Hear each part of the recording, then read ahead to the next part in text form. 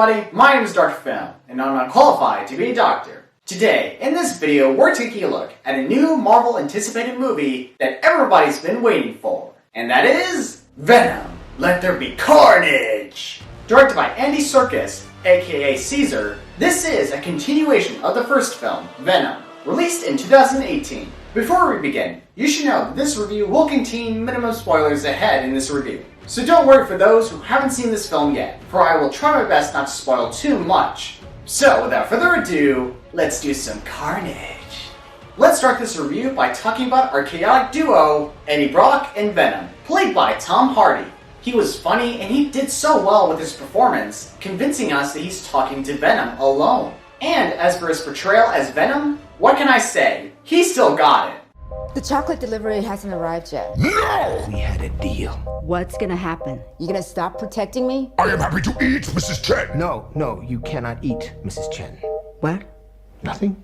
However, I have to admit, there isn't anything else interesting about this character, especially his character arc. I mean, he did have a character arc at the beginning of the film, but that got resolved in like 2 minutes. And then we spend the majority of our time with these two bickering and complaining with each other, which drags on until Cassidy escapes from prison. So yeah, as much as fun this character was, I really couldn't take him seriously, and sometimes he could come off a bit annoying. And speaking of Cassidy, we have Carnage, played by Woody Harrelson. And I'm just gonna say it, I don't think he was a great villain.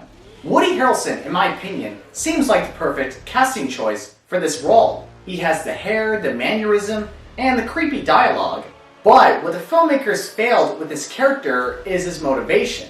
In the comics, Cassidy is a sociopath, a sadist, who kills people because he thinks it's art or pleasure to him.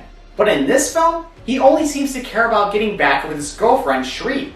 Now yes, Carnage and Shriek are a thing in the comics, but here's the thing. In the comics, Carnage only saw her as an instrument, or an ally to use against Spider-Man or any other superheroes. Nothing more. But in here, he's a freaking love puppy! And let's be honest here, the only reason Shriek is in this film is to give Venom an advantage to win against Carnage. I'm sorry to be brutal, but that's the truth.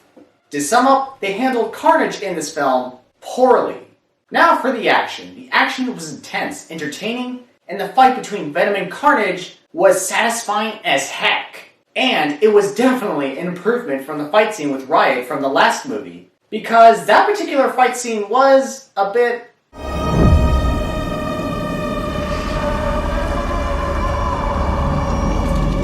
I can't find the right word for it.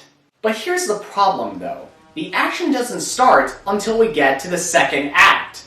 And what's crazy is that there are a total of 3 action scenes in a 1 hour and 30 minute runtime. 3 action scenes?! What? What? They really couldn't come up with any creative action scenes to fill in the first half?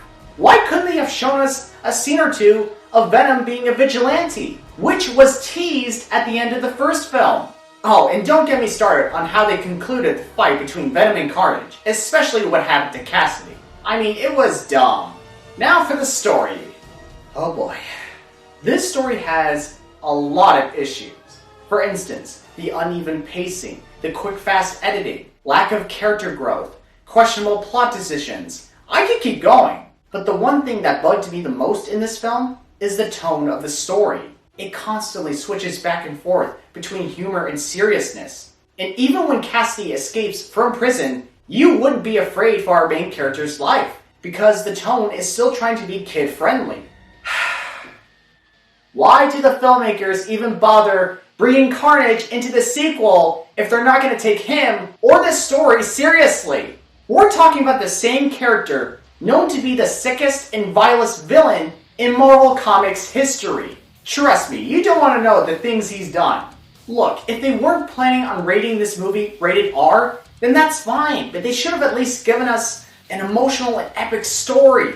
It was right at their fingertips! It was right there!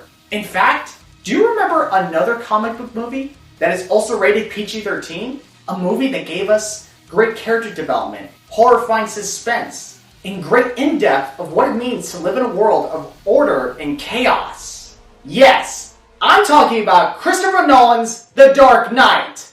Boom! Mic drop! You'll see. I'll show you. You either die a hero, or you live long enough to see yourself become the villain.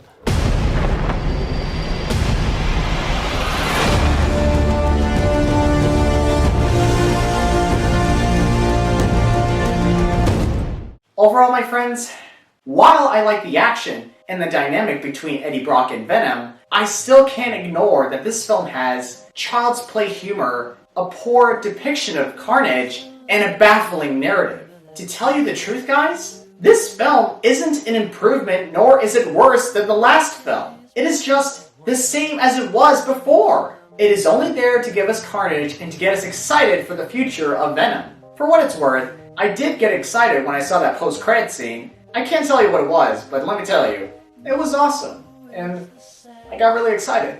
But as for the film, I'm glad I got the chance to watch it. Sorry, that's really all I got right now. Venom, Let There Be Carnage scores a 6.5 out of 10. Well guys, that's the end of my review. I hope you enjoyed it. If you did, please leave a like and subscribe to my channel for more of my content. And please follow me on Instagram at Dr. Phil Says for updates on my channel.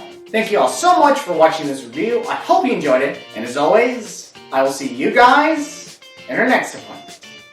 Wait, before you go, here's a little sneak peek of Dr. Film's new review. Enjoy. 이러면 안 되는 거잖아! 우리끼리 이렇게 죽으면 안 되는 거잖아!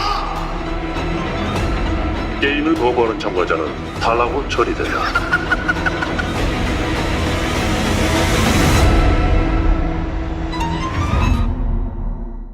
Now that's what I call a slaughterhouse.